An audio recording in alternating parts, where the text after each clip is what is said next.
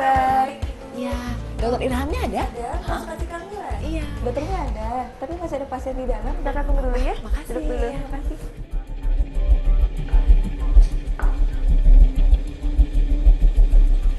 Kehamilan merupakan pengalaman yang tidak akan terlupakan bagi para calon ibu. Selama 9 bulan kita mengandung sampai melahirkan. Betapa banyak pengorbanan yang harus dilakukan oleh seorang ibu saat mengandung. Ini semua demi kesehatan si janin.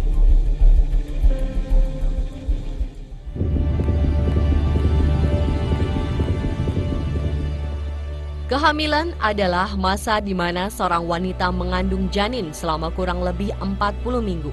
Kehamilan terjadi akibat pertemuan sperma dan sel telur dan terjadi pembuahan. Pada minggu awal kehamilan, janin memiliki panjang kurang lebih 2 mm, ditandai dengan tumbuhnya cikal bakal otak, sumsum tulang belakang, dan tanda-tanda wajah yang akan terbentuk.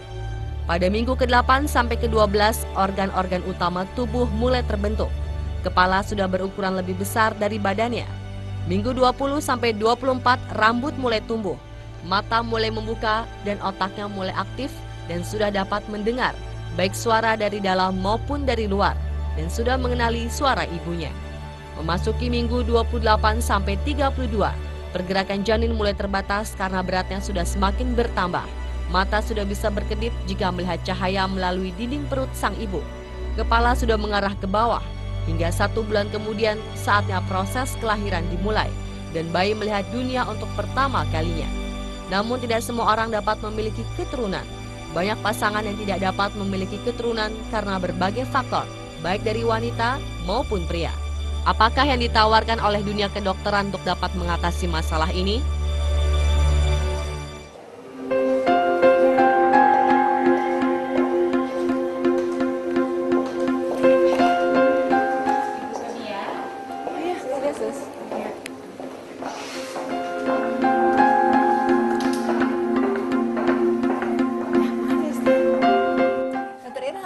Selamat siang, Dokter Sonia. Apa kabar? Baik, dok.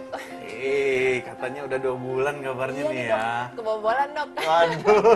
Ketiga. Sukses dong. Oke, gimana nih? Gimana? Ada yang dirasa udah masuk 2 bulan nih? Mual-mual.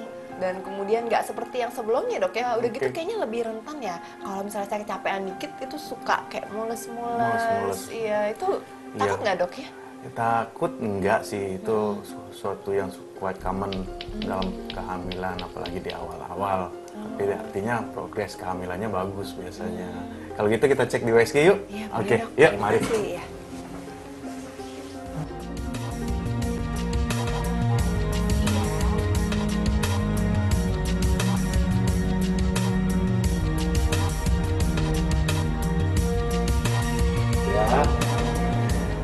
Kebetulan babynya 1.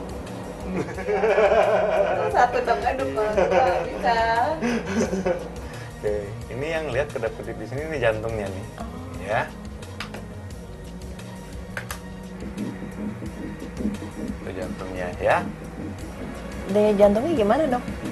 Bagus, normal? Oke, kita hitung denyut jantungnya 150 denyut per menit, sangat bagus. Sekarang kita ukur panjang babynya ya. Sesuai 7 minggu 2 hari, panjangnya udah 1,1 cm. Jadi sejauh ini semua terlihat bagus, nggak ada masalah ya. Kalau baru umur segini apa aja yang udah ada, dok, biasanya? Oke, untuk umur segini yang pertama kita pengen konfirmasi dulu usia kehamilan seperti yang saya bilang tadi. Sekarang udah sekitar 7 minggu 2 hari, which is kalau kita komparasi sama hari terakhir relatif mirip ya? Sama ya. Iya, Jadi emang sesuai. Yang kedua pertumbuhan bayinya. Jadi pertumbuhan bayi atau viabilitas dari si bayi sendiri, si janin. Kan kita udah dengar jantungnya, berarti si babynya emang berlangsung hidup terus ya. Yang ketiga yang gak kalah pentingnya yaitu ada berapa babynya. Ya, dan lokasinya ini emang sudah benar di dalam rahim, dan rahimnya sendiri juga bentuknya normal. Kita nggak lihat ada miom atau sesuatu yang Iya. bakal mengganggu ke depannya nanti.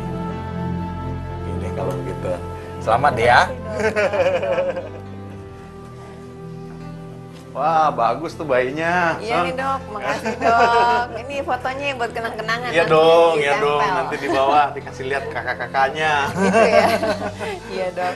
Jadi apa saja yang perlu diperhatikan dok hamil muda ini? Oke, hamil muda ya hidup sehat aja sih pada dasarnya, makan asupannya cukup, gizinya cukup, terus ya kontrol teratur sesuai jadwal ya.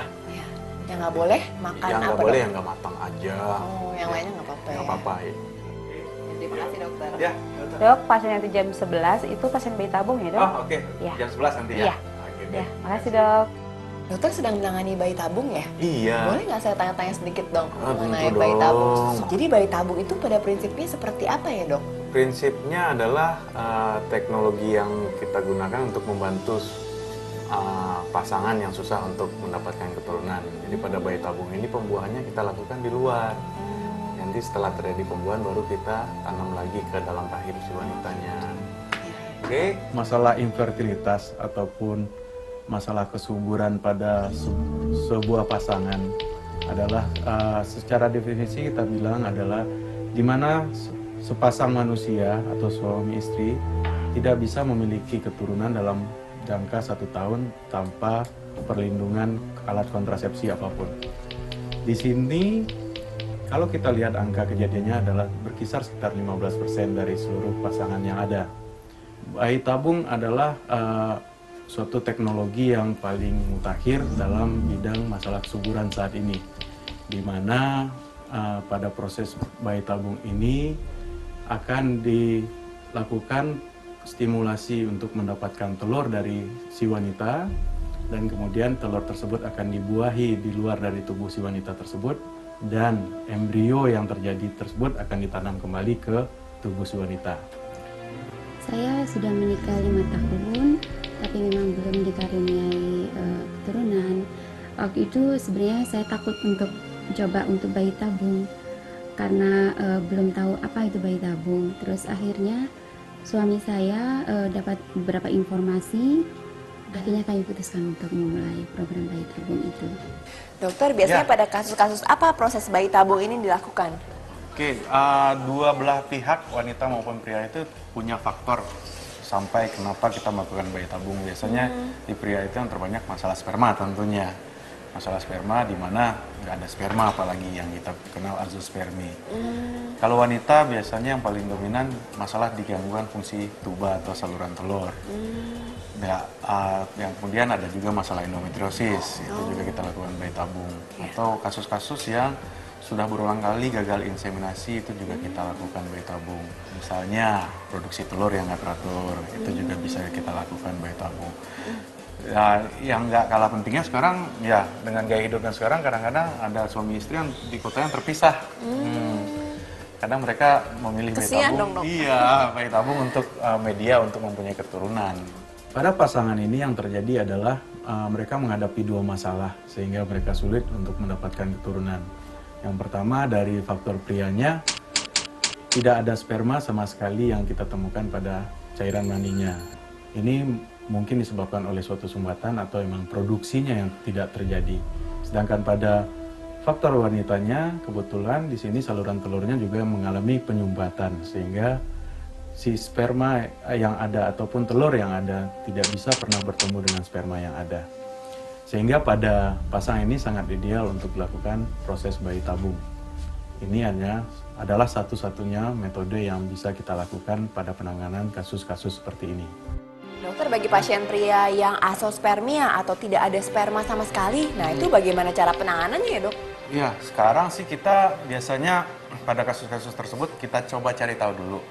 Ini masalahnya apakah di produksinya yang terganggu atau emang sumbatan yang terjadi sehingga produksi yang ada nggak bisa keluar. Biasanya kita lakukan dengan pemeriksaan hormon pada prianya. Kalau